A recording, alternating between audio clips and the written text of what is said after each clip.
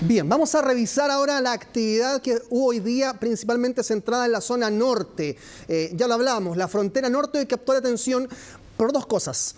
Aquí estamos viendo el mapa, la frontera de Israel con el Líbano, porque durante la mañana hubo dos ataques. Un misil antitanque fue lanzado desde territorio libanés hacia puntos fronterizos por parte de Hezbollah, hacia dos bases que son Aramsha y Maalot, que son puntos fronterizos, puntos de control de las fuerzas israelíes en territorio israelí.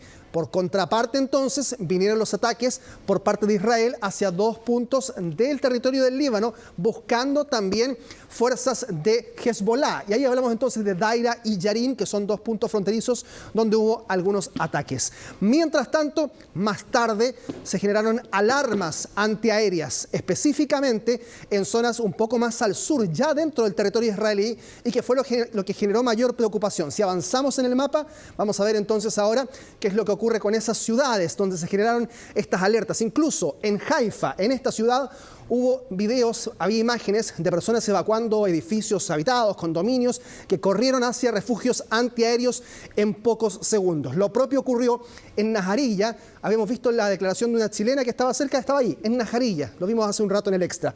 En Tiberíades, que es una zona cercana a una laguna, y en los Altos del Golán, que es esta zona que está siempre en permanente conflicto entre la frontera de Siria, también la frontera de Jordania y el propio territorio israelí. Hay que entender acá que hay una situación muy compleja en la frontera entre Israel y el Líbano que tiene que ver con que la zona sur del Líbano, la que es fronteriza con Israel, es controlada por este grupo Hezbollah. No es el gobierno del Líbano el que controla esa zona, sino que es este grupo Hezbollah, que ha tenido varios enfrentamientos armados con Israel. Hubo una guerra hace algunos años, después de la cual quedó consolidada esta llamada línea azul, que es la línea fronteriza entre Israel y la zona que pertenece teóricamente al Líbano, pero que es controlada en la práctica por Hezbollah. Allí, de hecho, están los cascos azules de las Naciones Unidas, por eso se llama línea azul, para intentar controlar entonces la situación después de la última guerra entre ambos sectores. Por eso es que también entonces este es un sector de especial preocupación, porque al concentrarse las tropas y los esfuerzos israelíes en el sur, queda entonces más vulnerable en el norte. Eso es lo que ha sido aprovechado fundamentalmente por Hezbollah también para realizar estas acciones hostiles que han sido respondidas por Israel. Mientras veíamos un grupo de chilenos, principalmente estudiantes, viajeros que habían quedado atrapados en la zona del conflicto sin estar viviendo en Israel, hay otro grupo de chilenos que son residentes, que han optado por quedarse. Son historias de hombres y mujeres que aseguran van a permanecer en ese país a pesar del peligro. Algunos de ellos se encuentran colaborando activamente en medio de la situación y de la crisis humanitaria.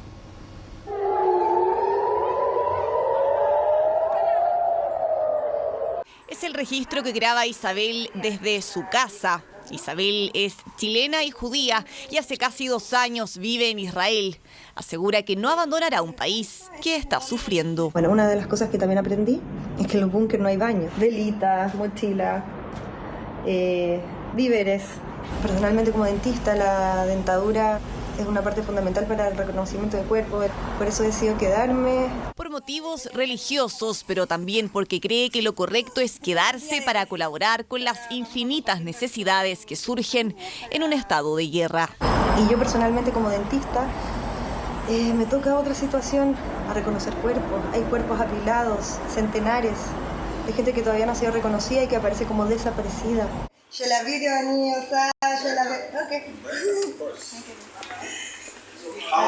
Nos muestra cómo despertó Haifa, la zona donde reside, aparentemente con mayor normalidad.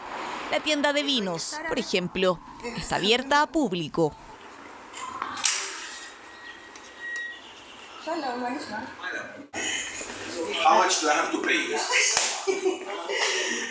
Esta es la tienda de vinos que queda debajo del edificio de mis amigos, es del dueño. Somos todos amigos, vecinos. Obviamente hay muy poquita gente. Se está tratando de llevar una vida un poquito más normal y llevadera, pero siempre con el resguardo. Hoy las calles de Haifa están tranquilas, pero siempre hay que tener detectado el refugio más cercano. Este registro nos envió Isabel durante la tarde, en el búnker junto a sus amigos. Para esta cultura, un resguardo básico. Sin embargo, hay aspectos de este conflicto por los que dicen estar en shock. Beersheba está más o menos a 25 o 30 minutos de Gaza. Estamos muy cerca. En el día Me puedo dar 2 viajes allá, más. Entonces, todo lo que es bombardeo acá se siente muy bien, los aviones, se siente todo. El clima de guerra se aprecia directamente acá. Así que los chilenos hemos vivido intensamente esta guerra. Yo estoy choqueado todavía, porque esta no es una guerra común, no es una guerra entre 2 países, entre palestinos e israelíes, no es eso. Es que Humberto se encuentra en Beersheba, a 30 minutos de Gaza. Me cambió la vida, nunca había sentido miedo, no a morir, sino miedo a cómo van a quedar la gente que va a morir, en qué condiciones va a quedar su cuerpo, si van a poder identificarlo. Algunos de sus seres queridos debieron abandonar sus casas para formar las filas del ejército. Douglas, por ejemplo, otra chilena residente en Israel hace 14 años, cuenta que inmediatamente después de los primeros ataques, su pareja debió unirse al ejército. La gran mayoría de los hombres del país están en el ejército, por lo tanto todos tenemos a alguien que está ahora peleando por Israel. Mi pololo está en el ejército, tengo a 2 amigos que se fueron, de hecho mi pololo estaba conmigo y al tiro, o sea, nosotros nos enteramos a las 7:30 de la mañana, donde todo había empezado a las 6, y él ya a la 1, que ya era tarde, se tuvo que ir. Douglas vive con su mamá e hija y descarta volver a Chile. La verdad es que ahora justo tuvimos una discusión con mi mamá, porque yo le digo que se vaya ella con mi hija. Yo no me voy a ir cuando tengo amigos que están peleando por nosotros. Mira, ahora te voy a mostrar las noticias en todas las partes donde cayeron las bombas. Mira, ¿ves? Todo eso rojo es donde tiraron ahora los proyectiles. Y ese avión que ves es lo que entró a nuestra zona. Para ayudar por religión o lazos sentimentales, son distintos los motivos que los hacen quedarse en el país que estos chilenos escogieron como su nueva casa. Esa es la situación en Israel. Vamos a ver ahora cuál es la situación en la Franja de Gaza, que se ha quedado sin suministro eléctrico. Sobre todo, la situación es muy compleja para la atención hospitalaria de los heridos en estos bombardeos. La Cruz Roja en el lugar advierte que también se acaba el combustible con el que funcionan los generadores eléctricos de los hospitales, que se acaba el agua, se acaban los alimentos, y es por eso que se ha pedido a nivel internacional que exista un corredor humanitario, al menos para enviar los insumos básicos a ese territorio. A oscuras, la Franja de Gaza se quedó sin electricidad desde las 14:30 hora local de este miércoles. La promesa del gobierno israelí de dejarlo sin suministro después del ataque de Hamas se cumplió, y las pocas luces que iluminan la noche en ese territorio, mientras sacan y buscan familiares heridos y muchos lamentablemente fallecidos, son de generadores eléctricos a combustible, como los usados en refugios que hasta ahora no han sufrido bombardeos. La escuela en la que estamos carece de todos los servicios, no tiene ninguno. Por ejemplo, el baño no es un baño, se corta mucho el agua, se corta la luz y simplemente no sabemos cuándo regresa.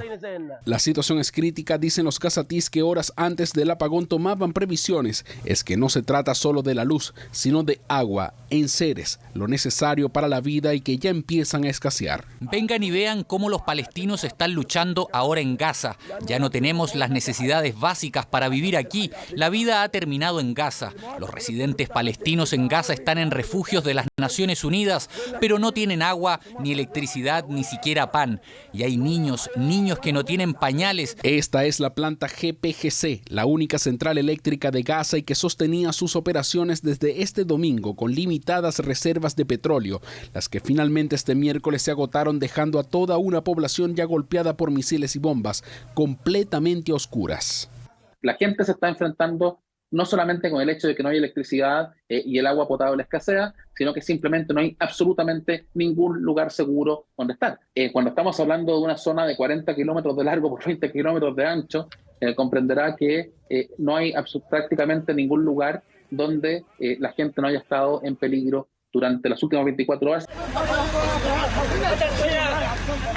Los bombardeos han dejado cientos de heridos que ingresan a los hospitales por mismos paramédicos que han sufrido bajas. Se lamentan en el suelo los que han tenido que presenciar la muerte de sus cercanos, mientras ayudan a otros más. Quienes luchan por su vida se enfrentan también a un sistema de salud que se sostiene no se sabe hasta cuándo por generadores eléctricos, dicen desde la Cruz Roja, y lo confirma el gobierno palestino. Sistemas médicos completos en Gaza y hospitales dependen de la energía para mantener sus instalaciones en funcionamiento. Y ahora el hospital más grande de Gaza, el hospital compuesto de Al-Shifa, ahora funciona solo con generadores, con combustible. Y el combustible también se está convirtiendo en un problema alarmante. Estamos hablando de camas llenas en los hospitales de toda Gaza, y a esto le sumamos que los medicamentos y los suministros están a punto de acabarse. También el combustible y el generador están a punto de agotarse. Habrá un problema real inminente.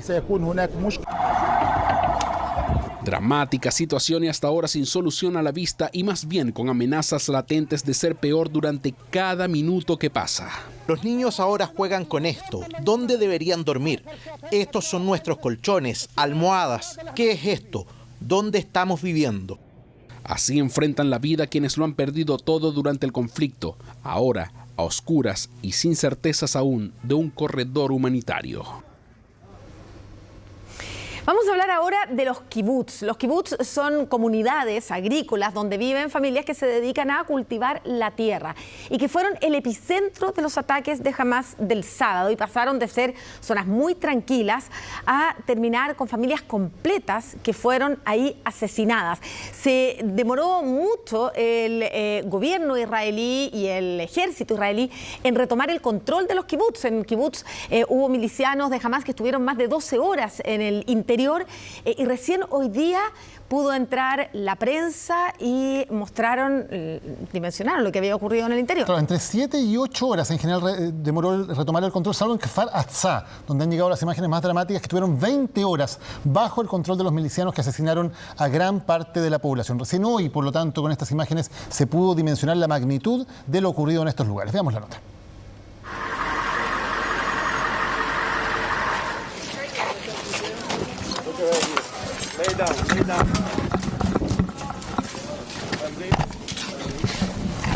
Estos 14 segundos los protagoniza el silencio, mientras los pasos de los periodistas y camarógrafos intentaban registrar quizás una de las imágenes más crudas.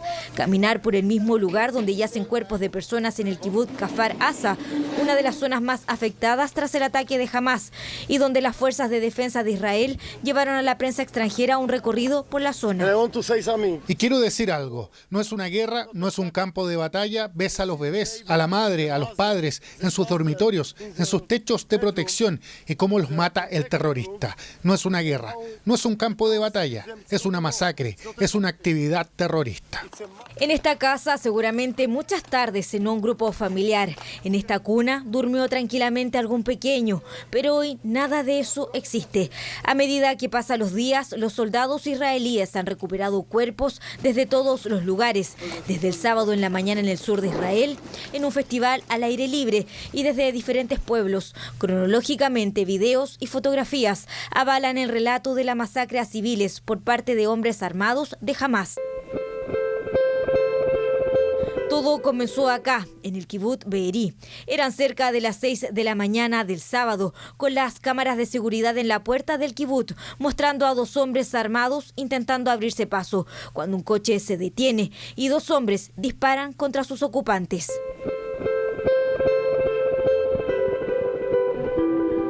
También este video, confirmado por la agencia Reuters, mostraba otro ataque con solo una hora de diferencia. Esta vez, dos mujeres intentaban esconderse detrás de un automóvil huyendo de los militares de Hamás, quienes se enfrentaron a la fuerza israelí que llegaba al lugar. Solo en el kibbutz Be'eri, más de 100 personas fueron asesinadas, incluidas niños. Otros milagrosamente salvaron, y sus relatos permitieron hoy reconstruir la historia. Vi un grupo tratando de entrar a mi patio delantero y tuve que enfrentarlos. Abrí fuego y ellos respondieron. Hubo una ráfaga de fuego en mi casa y no sé cómo ni por qué, pero decidieron irse. Muchos de mis mejores amigos murieron. Dejaron atrás sus casas, sus recuerdos, las historias que escribían día a día, hasta que esa normalidad acabó y en sus patios traseros ahora se ordenaban los cuerpos de los fallecidos. Así también despertaba el kibutz Kfar Aza, con lo que podrían ser cientos de personas asesinadas. Así que puedes verlo por ti mismo. Es algo que nunca vi en mi vida, es algo que solíamos imaginar como nuestro abuelo, nuestra abuela en Europa y otros lugares. No es algo que suceda en la nueva historia. Soldados y rescatistas dijeron que decenas o posiblemente cientos de personas murieron en manos de Hamás. Ubicado a 2 kilómetros de la frontera con Gaza, la pequeña población agrícola fue el epicentro de uno de los peores ataques contra civiles israelíes en lo que va del conflicto. La mayoría de ellos eran estudiantes con familias pequeñas, 2 hijos, un niño o estudiantes. Las edades promedio están entre 18 y 25 años y este vecindario fue brutalmente atacado. Les dispararon, quemaron todo y se aseguraron de que nadie saliera vivo de aquí. Y puedes ver la brutalidad, compruébalo tú mismo. Y aún quizás faltan registros y detalles de muchas comunidades a lo largo de los kilómetros alrededor de la Franja de Gaza, donde aún las autoridades todavía están contando el número de víctimas. Pero videos, fotografías y testimonios de los sobrevivientes permiten de a poco armar un relato de lo sucedido. Les hemos estado contando de las historias de los descendientes de chilenos que han muerto en medio de estos ataques desde el día sábado. Han sido recopilados los antecedentes, el último de una mujer de 90 años que al interior de su casa habría sido atacada. También está la historia de un nieto de chileno que logró resguardar a sus mellizos de 9 meses antes de ser, eso sí, asesinado. Y un deportista que se preparaba para una carrera cuando llegó el ataque. No es fácil caminar por el kibutz Kfar Aza, una de las áreas más afectadas tras el ataque de Hamás a Israel. Y es que aquí no solo se ven los cuerpos de soldados, también los de padres, madres y guaguas que fueron asesinadas ese fatídico sábado 7 de octubre. Aquí fue precisamente donde 12 horas después de la masacre encontraron con vida a 2 mellizos de 9 meses, hijos de Itai, un joven israelí de 30 años, nieto de chileno. A todos nos parece un milagro que estas 2 guaguitas estén vivas porque así como ellos tan chiquititos, mataron a cerca de 40 más solamente en Kfar Aza. Los niños están bien, los mellizos están al cuidado de sus abuelas. El resto de la familia no vivía en Kfar Aza, que es el kibutz donde estaban ellos y donde hubo esta masacre tremenda. Conversamos con David, el primo de Itai. La información que maneja es que tras la ofensiva de Hamás, él y su esposa Hadar alcanzaron a resguardar a sus mellizos en un refugio. El domingo en la mañana se enteraría que los niños sobrevivieron. No así sus padres. Hay algunas versiones que dicen que los encontraron junto con los padres, otras que dicen que estaban afuera, que los habrían tomado de alguna manera y los habrían dejado en un lugar descampado cerca del kibutz. Se están recuperando todos los cuerpos de esta masacre, entonces tampoco hay mucha claridad respecto a qué pasó en el momento. El kibutz Kfar Aza, comunidad agrícola donde vivía Itai con su esposa e hijos, se encuentra a solo 3 kilómetros de la Franja de Gaza. En unos cercanos se encontraba el resto de la familia cuando empezó el ataque. Tuvieron solo segundos para correr al refugio. No contestaban mucho, entonces no sabíamos cuál era la situación. Y después yo pude hablar ya con un primo que me dijo que en verdad pensaron que iban a morir, que no había nada más que hacer porque estaban en el refugio, pero escuchaban los disparos, escuchaban a los terroristas dando vuelta por el kibutz, destruyeron todas las casas, obviamente, y recién ahora, cuando fueron evacuados, pudimos hablar un poco más con ellos y nos contaron de lo que fue esa situación. Itai no es el único descendiente de familia chilena asesinado en el conflicto. Tomer, de 37 años, hijo de madre chilena y padre israelí, hacía deporte en bicicleta cuando Hamás comenzó el ataque. Salió a platicar con sus amigos y a la vuelta, en el retorno, me parece mucho que él llamó a mi prima diciéndole que la quería mucho y que cuidara a la familia. Y se escucharon disparos. Se cortó la comunicación. Mi prima devolvió el llamado varias veces y cuando pudo contactar le respondió un árabe. Entonces ahí entendió que el tema no pintaba bien. Tomer, quien nació en Israel y tras hacer el servicio militar se desempeñaba como chef, se estaba preparando para el Epic Israel, una carrera de mountain bike que se iba a realizar esta semana. Ese sábado salió temprano y no regresó. Estuvo desaparecido el sábado. Nosotros todos, entre comillas, haciendo cadenas de oración. Y el domingo a las 5 de la tarde, Chile, me llama mi prima. Y me comunica la triste noticia de que fue hallado, la policía le avisó y acribillado. Miguel nos cuenta que la mamá de Tomer, Maya, hoy saca fuerzas para encargarse de sus 2 nietos y de acompañar a su nuera en este difícil momento. Son los crudos relatos de una guerra que tiene como víctima a miles de civiles inocentes, entre ellos compatriotas como Itai y Tomer.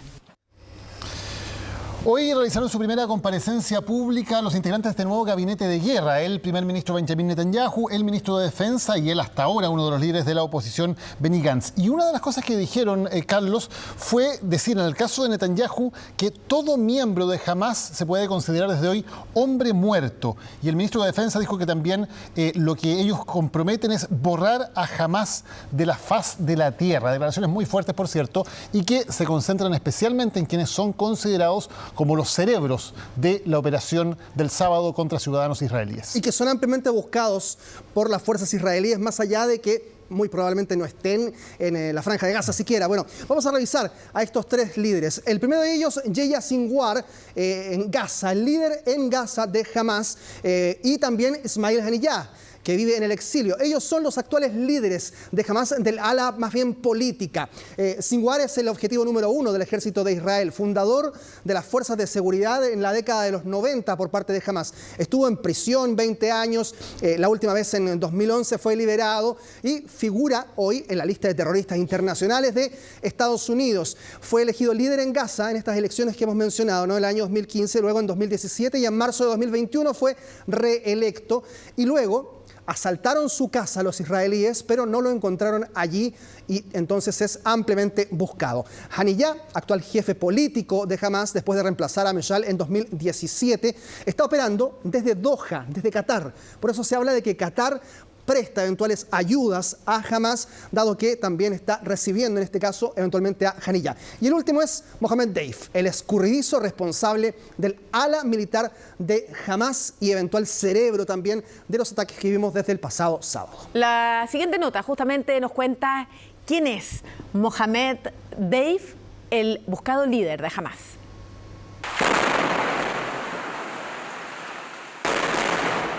Fue el encargado de idear durante más de 2 años la masacre en la frontera sur con Gaza. Hablamos del terrorista palestino Mohamed Deif, el líder del brazo militar de Hamás y que se encuentra en estos momentos en lo alto de la lista de los hombres más buscados por Israel. Es un líder que está escondido, desaparecido, hay antecedentes de que lo han intentado matar varias veces, capturar, estaría discapacitado, sin sus piernas, le faltaría un brazo, pero no hay ninguna foto actualizada de él, por lo tanto pasa a ser parte de la mitología. Nadie sabe su paradero.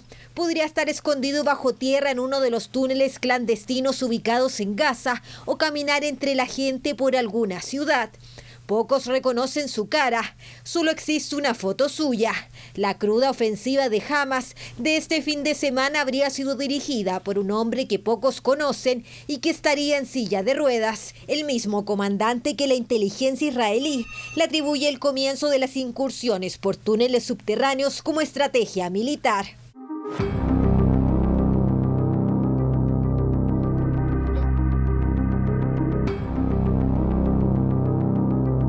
Como ellos funcionan en el anonimato, no quiere decir que netamente pueda estar en Gaza. En Gaza hay complejos subterráneos donde hay distintos refugios, sistemas de túneles tremendos, pero donde se encuentre es muy complejo de determinar ahora. Podría estar en el Líbano, podría estar en Siria, podría estar en Gaza. Túneles que fueron cavados por el movimiento islamista palestino y desde hace años eran objetivo para el ejército israelí. El líder, que podría estar en uno de estos laberintos, nació en la década del 60 y en su juventud se familiarizó con la ideología de los hermanos musulmanes. A finales de los años 90, integró las filas armadas de Hamas. Quienes piensan que capturando un líder a todo se desmorona, están muy equivocados. Acá son varios líderes que están escondidos e incluso es probable que algunos de ellos ni siquiera estén en la Franja de Gaza, ni siquiera estén en Cisjordania, sino que esté en otro país. Pero ¿cómo podría concretarse su captura? Cuando se ejecuta, en el fondo lo encuentran, lo identifican y dicen está en tal lugar, normalmente viene una acción que es de operaciones especiales, que es personal militar altamente entrenado, que pueden emplear distintas técnicas de infiltración, saltando en paracaídas, bajando en helicóptero y con un alto grado de entrenamiento para poder finalmente ingresar a territorios o a espacios o ambientes muy complejos. Junto a Mohamed Deif, otros líderes están siendo buscados por Israel. Ismail Haniyeh, el líder de Hamas y el principal responsable del ataque de este fin de semana, y el segundo al mando y líder de Hamas en la Franja de Gaza desde 2017, Hanya Sinwar, cuya casa fue bombardeada hace algunas horas. Bien, solo al cerrar, la cadena Al Jazeera informó durante esta tarde que Hamas había liberado a 3 rehenes, a una madre con sus 2 hijos en la frontera de la Franja de Gaza, una información que estamos tratando de corroborar de manera independiente y están replicando algunos otros medios porque es información que hasta ahora solo ha entregado Hamas a través de esta cadena. Hay que tener cuidado porque la propaganda es parte de la guerra. Sí, una de las soluciones complejas, entonces, ver qué pasa con los rehenes y también, por cierto, los preparativos para lo que algunos medios consideran como una inminente invasión por tierra de la Franja de Gaza son los asuntos más preocupantes de cara a la 6ª jornada de esta guerra mañana. Estaremos atentos. Gracias, Carlos, que estés bien. Chao, que tenga